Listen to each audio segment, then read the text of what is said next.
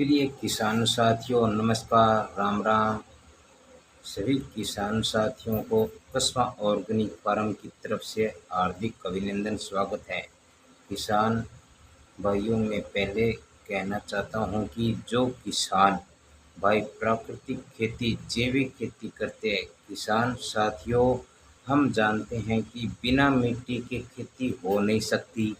खेती मिट्टी पर ही निर्भर है। मिट्टी की सेहत अच्छी होगी, मिट्टी में जीव जीवांश एवं कार्बन की मात्रा पर निर्भर है।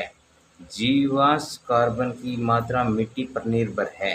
जीवांश कार्बन हमारी मिट्टी की आत्मा है और जीवांश कार्बन इस तरह से समझे, इस तरह से हमारे शरीर के खून में हीमोग्लोबिन होता है, उसी तरह से जीवांश कार्बन जमीन का हीमोग्लोबिन है। अगर हमारे शरीर में हीमोग्लोबिन की कमी हो जाए तो हम कमज़ोर हो जाएंगे, बीमार हो जाएंगे और किसी काम को नहीं कर पाएंगे।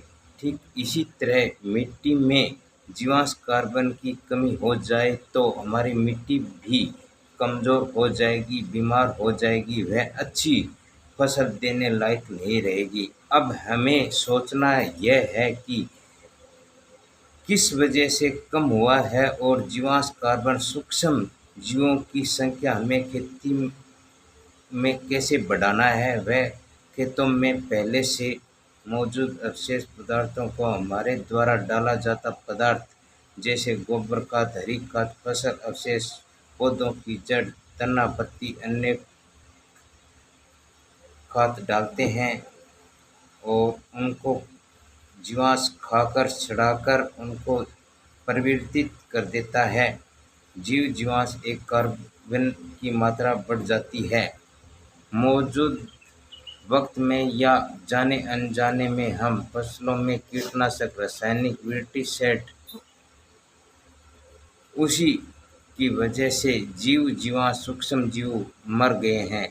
तो साथियों, हमारा शरीर हो, पशु पक्षी का शरीर हो, पेड़ पौधों का शरीर हो, गाय भैंस का शरीर हो, चाहे जीव जंतु का शरीर हो, चाहे हमारी मिट्टी का शरीर हो, सभी शरीर की कैपेसिटी एक जैसी होती है। सभी के शरीर में सूक्ष्म जीव होते हैं। अगर हमारे शरीर में सूक्ष्म जीव नहीं होंगे तो नहीं हमें भूख लगेगी, नहीं खाना हजम होगा।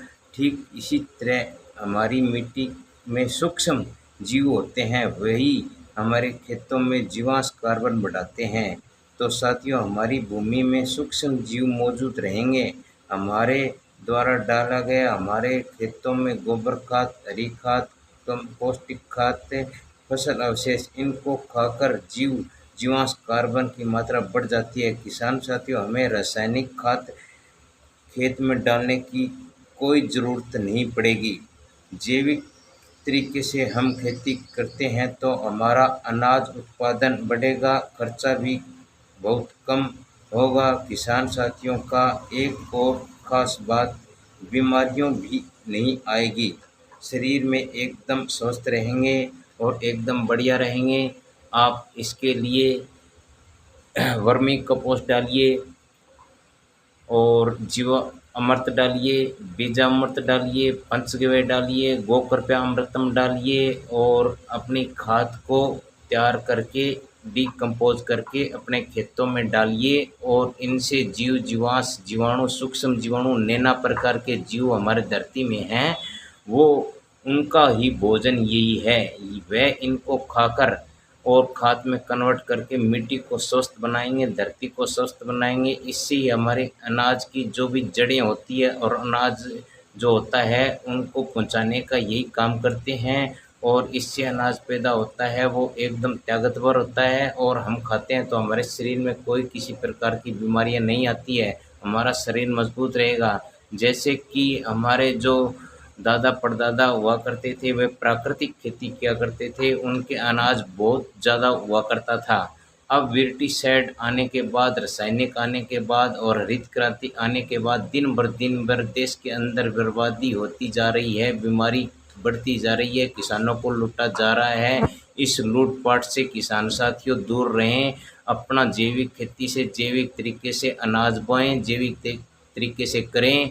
अनाज की गुणवत्ता बढ़ेगी और ताकत बढ़ेगी, हमारा शरीर भी बढ़िया रहेगा और देश भी बच जाएगा। और मैं यही भी कहता हूँ कि जो अपने फैमिली डॉक्टर रखते हैं वो ज़माना गया। आप एक फैमिली किसान रखिए, उनसे ही कहिए कि जैविक तरीके से हमें अनाज खाने पीने का जो भी राशन है वो आप दोगे, तो इससे आपका भी स्वास्थ्य बढ़िया और किसान का भी बढ़िया रहेगा और उत्पादन किसान का बढ़ जाएगा और आमदनी हो जाएगी, तो किसान भी फूले फले और अच्छा रहेगा। तो साथियों, मैं यही सभी से निवेदन बार बार करता हूँ कि आप कीटनाशक की ओर ना जाएं, ना जाएं, ना जाएं। मेरी बातों की गौर करें या न करें, अपने परिवार की गौर जरूर करें। समय के साथ बदल जाना बहुत ही अनिवार्य है। जय गौ माता, जय गोपाला।